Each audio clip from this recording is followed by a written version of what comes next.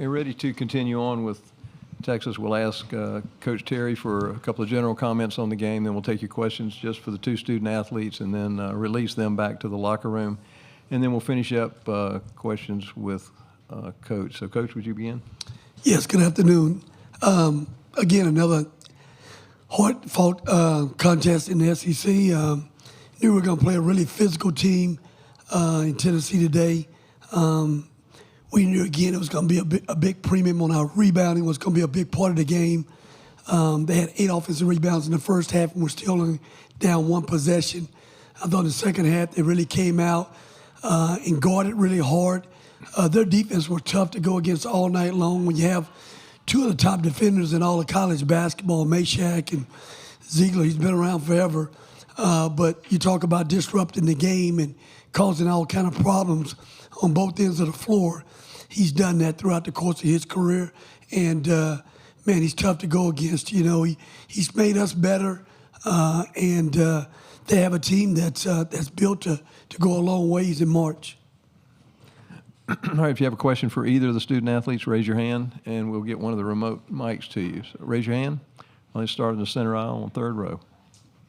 Wes Rucker, 24/7 Sports. For both players, if you don't mind, a lot of coaches have said that sometimes the 3rd game in 3 days is the time in a tournament when your legs start to get a little bit, and it starts to get a little bit tougher. Did in that second half that have anything to do with it? Were y'all out of gas at all? Jordan, would you go first? I don't think we were gassed. My body felt fine. I think our bodies felt fine. Maybe just a lack of focus a little bit, maybe mentally, you know, our lapses on defense, not getting boards when we need to, and allowing them to get second chance points and opportunities like that put ourselves in a hole, which made it hard to, you know, go the rest of the second half. Caden? Yeah, I'd agree. I think over the course of the game, you know, your adrenaline kind of gets you through whatever you might be feeling, and I thought that personally I felt good to keep going. I think a lot of my teammates would say the same, and, you know, it just didn't bounce our way tonight, and, you know, hopefully we can learn from this and, you know, next time. Okay, next question in the center aisle on 2nd row. Caden, you played a year at Virginia with Igor Milicic. You got him a couple of times tonight, but what do you remember about him at Virginia, and how does that compare to the player he is now? Yeah, I always thought Igor was going to be a really good player. He was really talented at Virginia. I think his only limitation really was he had a hard time guarding.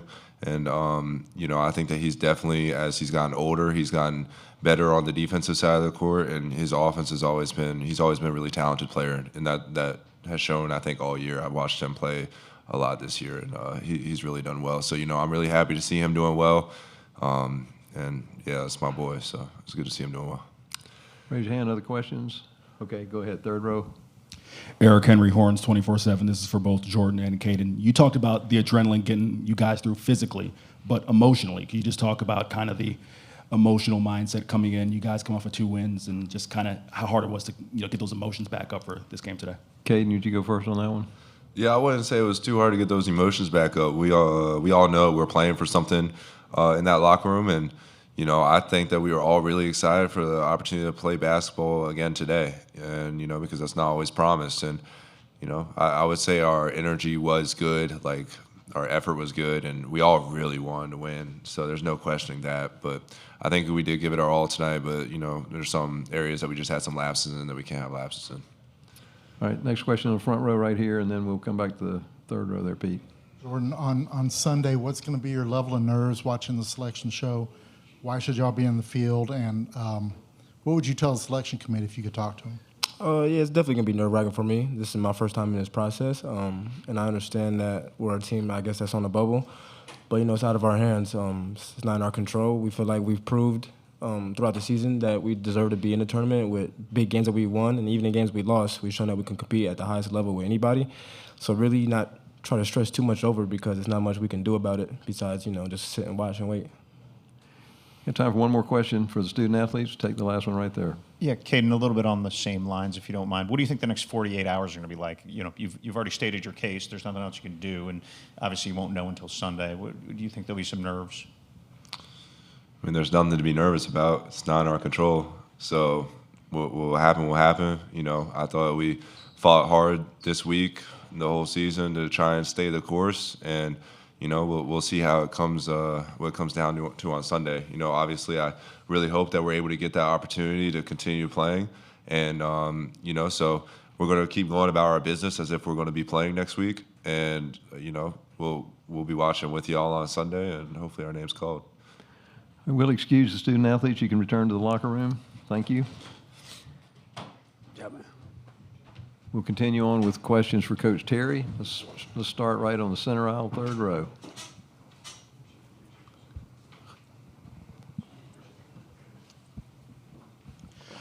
RT, last year in Charlotte, you said you felt like you had a second weekend. Last year in Charlotte, you said you felt like you had a second weekend type of team. What do you believe if this team is able to make the NCAA tournament? What do you think their ceiling is? You know, I think we're a team. That'd be a dangerous matchup in the NCAA tournament because, you know, we're finally healthy. We have our full allotment of guys, and we're playing pretty good at the right time of year. We have a guy that could go into the tournament and he could score 30 points in a game. When you have a guy that could come in a game into a tournament setting and could score 30 points in a game, you're always a little nervous about that and dealing with that. Tennessee had that last year with Connect. They could at any time have a guy that could explode for 30. And when you have, you know, kind of scoring power and star power like that, then you're always a dangerous team. Tremont played well down the stretch for us too as well. I just thought everybody was playing kind of at the level that we thought that they would play for us all season, to be honest.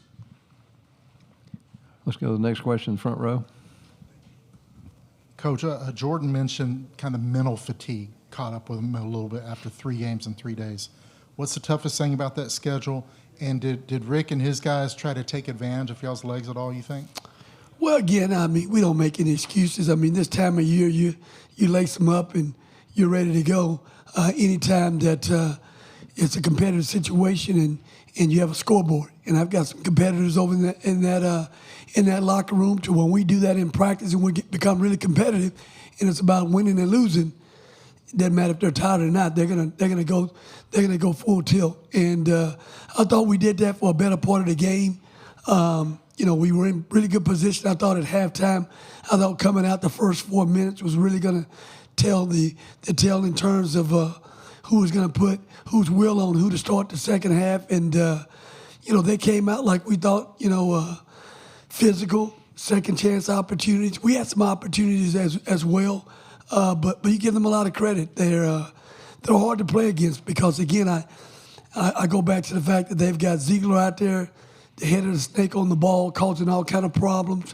And Meshach's a problem too. When you have 2 of the best defenders in college basketball, man, it's hard. It's hard. Next question, center aisle. Wes Rucker, 24/7 Sports. Rodney, it looked like early on it might be one of those games where Lanier was going to have one of those 40-pointers or something. But it seemed like after a couple timeouts there, y'all kind of shut the tap off there, and he only took 15 shots in the game. What were you able to change? Man, he's a really good player. He's had a great year this year for Tennessee. And, you know, the games I've watched him play outside of our games, he's one of those kind of guys that wants to get off to a fast start. We knew that coming in, that he likes to try to find a groove early, you know, and you got to be in his jersey from the time the ball goes up. He's trying to get off to a great start. You know, watching his A&M game, he kind of got off to the start he got off tonight. He had 3 early threes in our game tonight, but he had 20 points at the half at A&M and really kept them in the game and put them in striking distance to win that game in College Station. So, you know, he's just one of those guys. He has one of the quickest releases in all of college basketball, and you know, when he's got it cooking, he's a hard guard, you know, and they run him off a lot of, you know, wide pin downs, and he's really good at making the reads and curls. Other questions for our coach, please raise your hand. Let's go to the second row on the center. Coach, you mentioned Zakai Ziegler and Jemai Meshach a few times. Is it more difficult to deal with them in these tournament-style short turnarounds than maybe a regular season game? Yeah, those are older, seasoned veteran guys right there. Now they've been through some battles. They've won a lot of ball games. You know, again, we've seen those guys 4 years, man. They make it extremely difficult for you to run your offense, and if you let them play a little bit the way they played today in terms of having their hands all on you, it's even more tougher to get around those guys and deal with them. You know, you've got to be somewhere where that whistle's going to blow a little bit quicker in terms of backing them off a little bit, because there's some aggressive defenders, you know, and the minute that they see that they can play that way, it's going to be a long night for you. Got time for a couple more questions. Let's go to this third row. Go ahead. It looked like Kendall kind of hurt his ankle in the second half. What went behind the decision to put him back in? And also, can you talk about his impact in this tournament so far? Kendall's our toughest player on our team.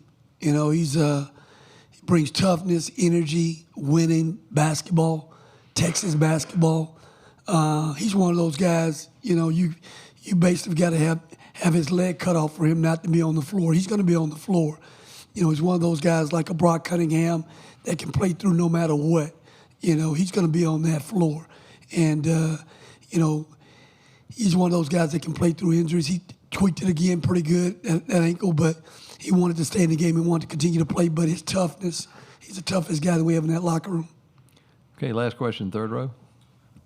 Rodney, you guys, metric-wise, profile is sort of a quintessential bubble team. Do you think you've done enough? You know, Pete, I think when you look at our body of work, we have 7 quad 1 wins. I think last year we got in with 5 quad 1 wins. We played in the best conference in the history of college basketball this season. 7 of those quad wins are against the field that's going into the tournament. You don't ever say we had bad losses. You know, I think we've done a pretty good job in terms of when we have lost. You know, I think they've been pretty good. Ohio State's got they're quad 1 loss, you know. South Carolina had a really, you know, they're tough at home. You know, that's probably our one tough game. But, you know, outside of that, we really didn't have any losses that I think that were bad losses, you know. No one wants to hear a bad loss, but a loss is a loss, right? But when you look at the profile, I think it's pretty good, you know, in that regards, you know. All right. Thank you, Coach. Thank you.